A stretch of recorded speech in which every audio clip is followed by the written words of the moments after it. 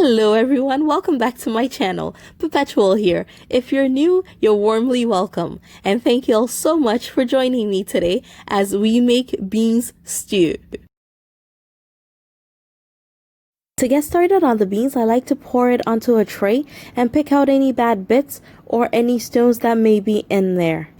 And the tiny hands in there, that's my little boy Nanakujo attempting to help me out today.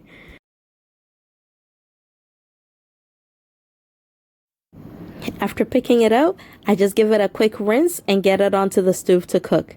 The beans cook for about an hour to an hour and a half, and please don't put any salt in it initially as that will prolong the cooking process. And as usual, the exact measurements will be in the description box below. You can chop the onions into any size that you'd like, and if you're not a big fan of onions, you can use less.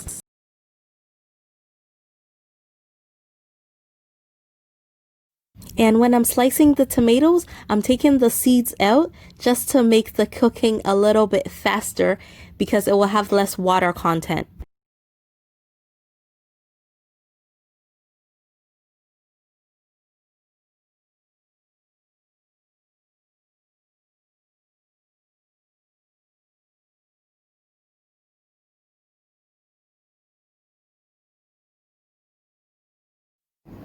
I'm using local asanka to grind my pepper and onions with a little bit of salt, but you can always use a blender for this step.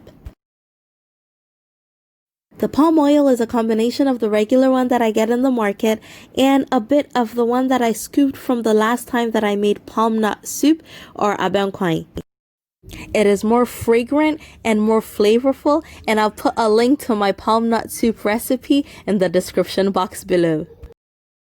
You want to allow your onions to cook for about a minute or two, but you do want to keep a close eye on it so that you don't burn the onions. And you're welcome to use more palm oil. I'm just trying to watch the amount of oil that we consume, so I used a lot less in this recipe.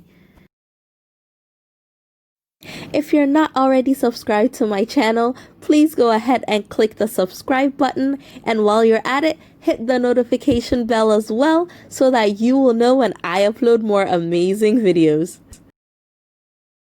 The combination of onions and momone in the palm oil smells amazing. I love the smell.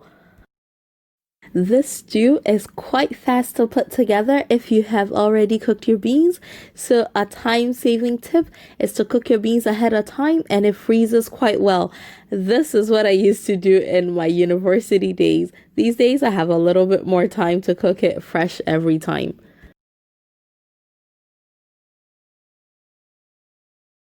Today's fish of choice is smoked tuna and smoked mackerel, or salmon as we call it in Ghana.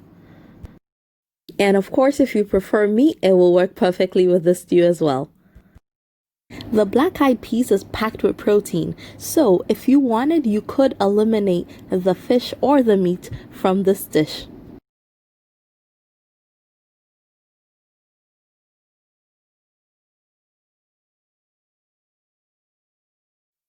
When your beans is soft to touch, it is ready to be added to your stew. If you prefer to season your beans, you can towards the end, but personally I find just adding it to the stew and seasoning the stew is enough. As I scoop the beans into the stew, I like to add a tiny bit of the stock from it just because it has flavor and it thickens your beans stew a little bit more. After adding the beans, I'm just going to allow it to cook for a few minutes while I fry my ripe plantain or cocoa. In my opinion, bean stew is meant to be eaten with cocoa or ripe plantain. With that being said, it works perfectly well with rice, yam, gari, potatoes. So you see, you can use it for a number of meals. And don't come after me, but I am definitely team no gari with my cocoa and beans. I just like it just the way it is. I don't want anything else with it. No avocado, no gari, just cocoa and beans. It is a perfect duo. After slicing our plantains, we're just deep frying it in very hot oil. And when one side starts to brown, just flip it and allow the other side to fry as well. And there we have it, my loves. Our meal is ready to be served.